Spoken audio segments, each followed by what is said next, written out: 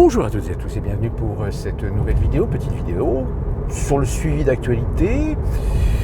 Souvent je dis qu'il se passe beaucoup de choses, mais là il se passe pas grand chose en fait. Enfin si, il se passe quand même certaines choses qui sont tout à fait symboliques et qui finalement mettent de l'eau dans mon vin de dire que la République est morte. La 5e Constitution, la 5e République aujourd'hui est arrivée au bout du bout. C'est-à-dire que, très clairement aujourd'hui, on est dans une situation où il n'y a pas de majorité absolue dégagée à l'Assemblée nationale, et de ce fait, Emmanuel Macron, sauf erreur de ma part, n'a pas d'obligation de choisir un Premier ministre du côté du Front populaire. Le Front populaire n'a pas une majorité absolue. La majorité absolue, elle est établie justement pour définir qu'à un moment donné, l'expression du peuple ou la représentation du peuple, si elle donne une majorité absolue à un parti ou un ensemble de partis contraires aux partis ou les alliances présidentielles, là dans ce cas-là, en effet, le gouvernement de cohabitation s'impose.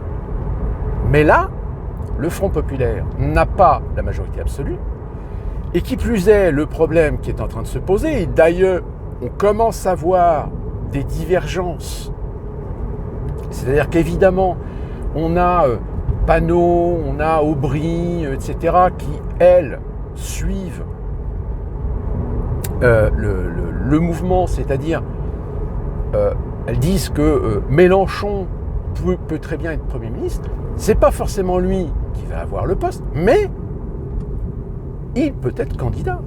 Comme n'importe qui d'autre peut être candidat. Sauf qu'il y en a une, c'est Autain. Autain, elle, qui tient le discours que oui, mais non, mais en fait, ça peut être, faut quelqu'un qui soit représentatif du Front populaire. Alors, justement, le problème, il est là.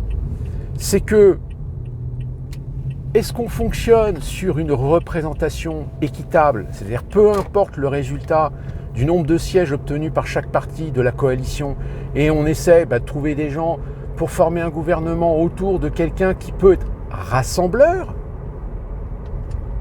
Or, Mélenchon n'est pas quelqu'un qui rassemble, au contraire, c'est quelqu'un qui va diviser. Donc la logique voudrait que ça soit au moins quelqu'un du Parti socialiste.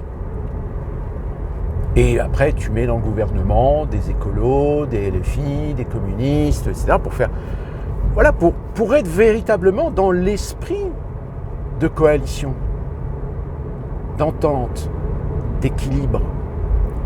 Or, force est de constater que quand on écoute les ténors de ce fameux Front populaire, c'est pas le cas. Ça commence à reprendre la position du chacun pour soi et Dieu pour tous. On a Rousseau qui suggère, en effet, qu'il pourrait y avoir un écologiste nommé Premier ministre. Ce n'est pas forcément le cas. En revanche, Rousseau, elle semble très intéressée pour être au perchoir, c'est-à-dire présidente de l'Assemblée nationale. Sauf qu'encore une fois, la problématique qui s'impose aujourd'hui, c'est que, en tant que Front populaire, s'il y a une certaine unification, une certaine cohérence, pourquoi pas? Mais là, on sent bien que, comme je vous disais, Autain qui elle, n'est pas pour Mélenchon, et comme par hasard, parce qu'elle n'est pas pour Mélenchon, divergence d'opinion écartée de LFI. Je ne sais pas si vous vous rendez compte, mais déjà Garrido et Corbière qui se sont fait écarter de la direction de LFI. Bon, je crois que je ne sais plus si c'est Garrido ou Corbière qui s'est fait réélire ou un truc comme ça, je ne sais plus. Et puis l'autre là, je ne sais plus son nom. À chaque fois, son nom m'échappe. Non, très clairement, c'est pas cohérent, c'est pas sérieux. Alors c'est encore moins sérieux quand, en effet, si Macron décide d'apaiser les colères et décide finalement de de reconstituer un gouvernement. Alors Attal, apparemment, tiendrait le gouvernement jusqu'au 18 juillet. Il pourrait nommer Macron quelqu'un chez les Républicains, ou voilà. Mais alors le problème, c'est que tous les idiots utiles, les neuneux, les antifas, les black blocs, etc., qu'on a vu déjà dimanche soir commencer à péter des trucs, alors que putain, c'est vous qui avez gagné. Vous avez réussi à faire barrage au RN. Qu'est-ce qu'il vous faut de plus? Non, vous êtes là, vous n'êtes pas là pour des idéologies politiques, vous êtes là pour péter, pour foutre le bordel. Voilà pourquoi vous êtes là. Et le problème, c'est ça, les Français qui ont voté contre le RN, qui ont voté pour des candidats socialistes, écologistes, communistes, malheureusement pour vous, vous allez avoir cette responsabilité d'avoir voté pour des gens qui vont foutre le bordel dans le pays. Parce que si jamais Macron me nomme Premier ministre quelqu'un d'autre qui n'est pas issu du Front Populaire, qu'est-ce que vous croyez que Mélenchon il va pousser? Qu'est-ce que vous croyez que les LFI vont pousser? Ils vont pousser tous les idiots utiles dans la rue. Ils vont foutre le chaos dans le pays. Donc des gens qui foutent le chaos dans le pays parce que ils font leur caca nerveux. C'est ces gens-là qui demandent à vouloir gouverner. C'est ces gens-là qui considèrent avoir la légitimité de gouverner. Qui plus est, certains vous disent oui, on va respecter scrupuleusement le programme. Mais putain, mais si vous respectez scrupuleusement votre programme, mais est-ce que vous vous rendez compte des conséquences financières? Je veux dire, les marchés ne vous suivront pas.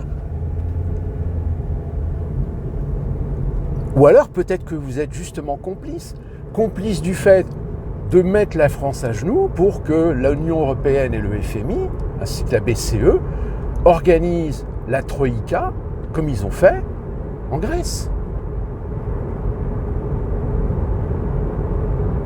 Et là, comme je vous l'ai dit dans une précédente vidéo, s'il y a une Troïka qui est installée en France, parce que l'endettement et les marchés ne suivent plus, les emprunteurs n'ont plus confiance, etc., les obligations françaises s'effondrent,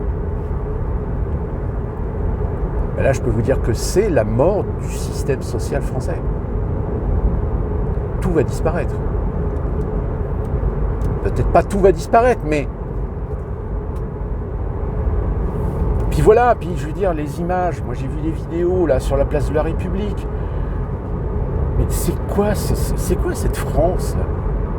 En fait, c'est pas des Français. Ils sont Français de papier, mais ils sont pas Français ces gens-là. C'est pas possible. Tu peux pas être Français en ayant les propos qu'ils tiennent. Ouais, vous allez en manger du rebeu, nous on est des rebeux, etc. Ouais, l'immigration va vous envahir, ouais, les petits blancs, on va vous...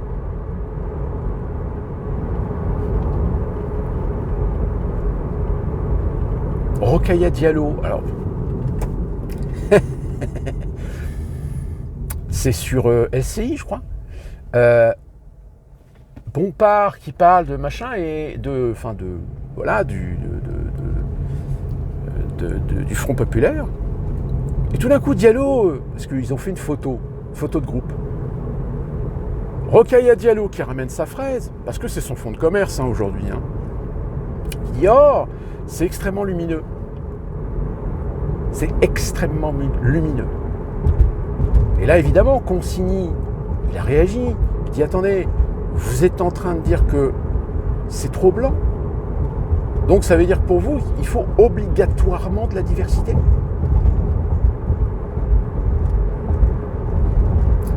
Excusez-moi, mais la diversité en France, elle représente une minorité. C'est exactement le même problème qu'il y a aux États-Unis. Aux États-Unis, il y en a qui ont chanté de vouloir absolument mettre en avant les Afro-Américains. Mais les Afro-Américains, ils sont une minorité. Alors que tu mettes de la représentation, que tu mettes de la diversité, oui, mais il y a un moment donné où la mettre partout, voire même de façon disproportionnée, ben non, là, on n'est plus dans de la diversité, on est dans l'idéologie. Je veux dire, est-ce que les Français vont se plaindre qu'il y a trop de noirs dans l'équipe française de football? Non.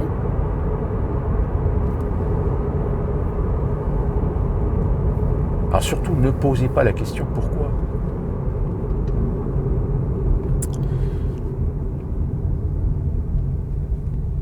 Oui, de toute façon, c'est ça.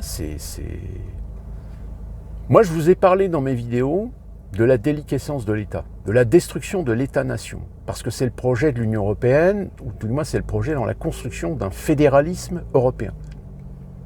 Ce fédéralisme européen, il se concrétise aujourd'hui par un projet de révision des traités. Je vous en ai déjà parlé. Ce projet de révision a été obligatoirement passé par les parlements des pays membres. La France, l'Assemblée nationale, a voté oui à une grande majorité. Ah bah oui, hein. Ah vous le saviez pas ça, hein. Ah bah oui, forcément.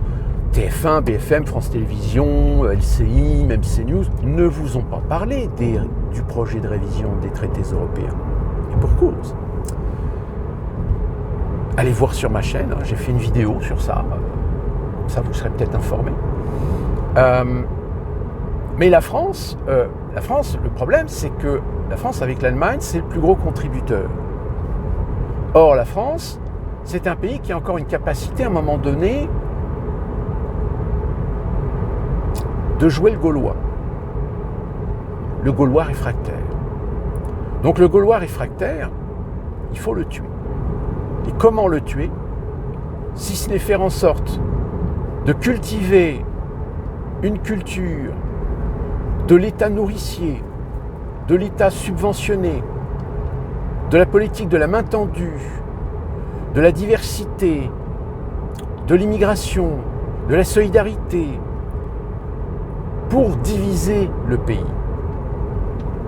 Et au moment où cette division, elle arrive à point, c'est-à-dire que les gens vont commencer à se taper dessus, à s'entretuer, là, tout d'un coup, Macron, comme je vous l'ai dit, Macron, que ce soit par l'article 16 ou par le gouvernement qu'il aura mis en place, et alors ça serait pire si c'était un gouvernement et les filles, mettront en place un décret d'état d'urgence sécuritaire. Comme exactement ce qu'ils ont fait avec la pandémie. Je rappelle quand même que pendant la pandémie, ils ont mis en place un décret d'état d'urgence sanitaire où ils ont suspendu des libertés fondamentales, où ils ont modifié les droits fondamentaux des citoyens sous le prétexte d'une pandémie. Une pandémie qui, je rappelle, a tué 0,005% de la population mondiale, soit, je crois, 0,03% de la population française.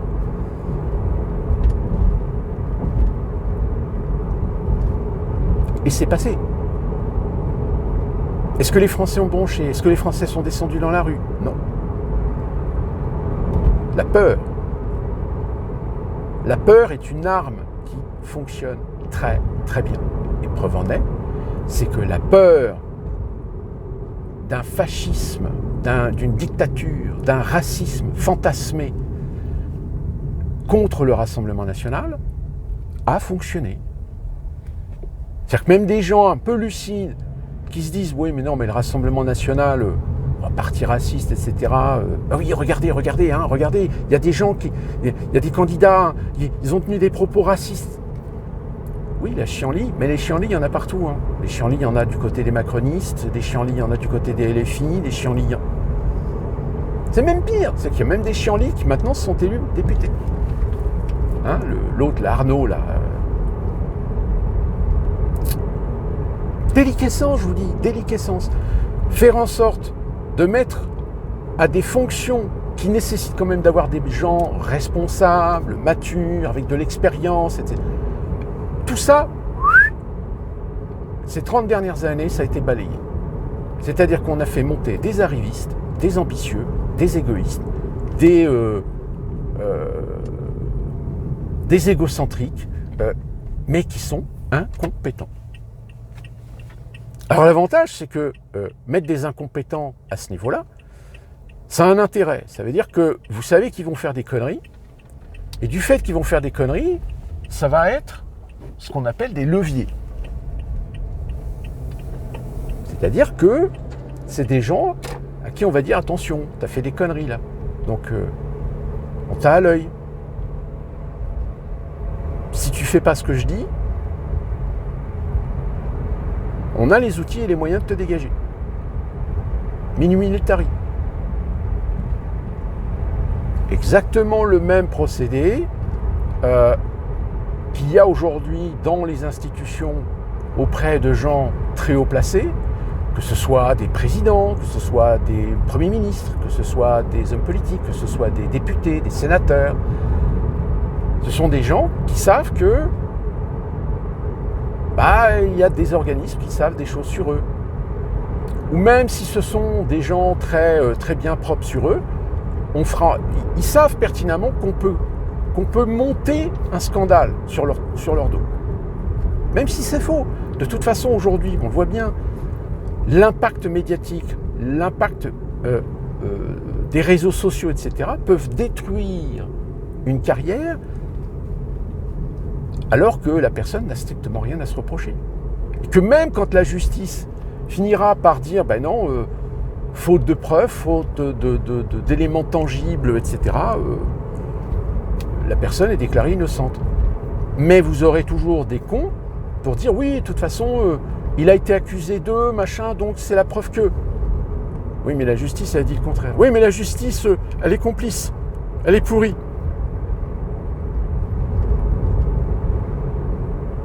Et malheureusement, c'est ça. Ça fait partie des outils de peur. C'est-à-dire que tous les politiciens aujourd'hui, s'ils sortent des clous, s'ils ont le malheur de sortir des clous, ils savent qu'on peut construire un scandale autour d'eux, puis même si on finit au bout de quelques mois par démonter que c'est un coup monté, que tout est faux, que c'est de la fake news, etc., il y aura malheureusement des gens qui soutiendront mordicus que la démonstration de son innocence, de sa non-culpabilité, c'est l'extrême droite. C'est d'une manipulation de l'extrême droite. Nous, on sait qu'il est coupable.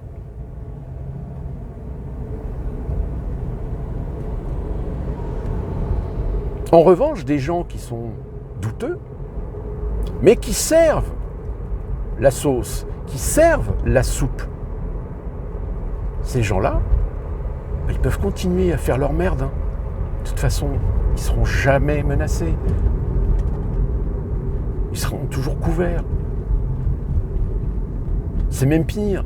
Quand vous avez Strauss-Kahn qui revient pour vous dire attention, c'est pas bien, il ne faut pas voter Rassemblement National. Le mec vous fait une leçon de morale alors que le mec il s'est fait choper. Alors, choper ou peut-être un coup monté, peut-être. Mais sa réputation, en dehors de ce qui lui est arrivé à New York, sa réputation, elle a fait le tour de Paris. Donc on sait que le mec, il a couché à droite à gauche, qu'il a fait cocu Anne Sinclair de multiples fois. Sauf que Anne Sinclair, elle est bloquée. Réputation, image, donc vous voyez ces gens-là, c'est pas des gens de confiance, c'est des traîtres. C'est des gens qui vous font des grands sourires, qui vous font des belles promesses. C'est des gens qui, si à un moment donné vous doutez ou si vous ne les écoutez pas, qui vont vous traiter de tous les noms, qui vont vous classifier, qui vont vous étiqueter. Complètement à tort, mais voilà, tant que ces gens-là ont pignon sur rue, tant que ces gens-là sont écoutés ou invités dans les médias, donc c'est baisé. Donc, quand vous voyez les casseroles et les filles, la France Insoumise, de toute façon, la France Insoumise, c'est un parti d'extrême gauche, c'est un rebut. C'est un rebut d'angoissé, c'est un rebut de frustré, c'est un rebut de... J'ai regardé Bompard, Panot, Caron, à la limite, il y a Ruffin, mais Ruffin, il s'est peut-être réveillé, Ruffin. Il y a beaucoup de gens qui aujourd'hui regardent Ruffin parce qu'ils se disent, ce mec-là, si il se retire du Giron et les filles, apparemment il s'est retiré du Giron et les filles, c'est un mec qui fait de l'action dans sa région, c'est un mec qui est présent, qui est... Je veux dire, c'est peut-être quand même le mec, c'est le mec qui s'est gardé sur son salaire de député, qui s'est gardé juste le SMIC. L'excédent de son salaire, il le reverse, je ne sais plus, au Resto du Cœur. s'est prouvé, hein, il a signé des contrats devant huissier, comme quoi il s'engageait à verser, à se garder uniquement que 1800 € net par mois. Après, derrière, tous ces frais, évidemment, là, c'est un acquis, c'est que ces frais de représentation, de déplacement, d'hôtel, de restauration, etc., sont remboursés, évidemment, par le budget de l'Assemblée nationale, ce qui est logique, ce qui est normal. Vous êtes un représentant, donc vous êtes amené à vous déplacer dans votre circonscription, etc. Donc, là-dessus. Mais c'est peut-être un mec qui a une honnêteté politique, qui a une honnêteté de conviction politique.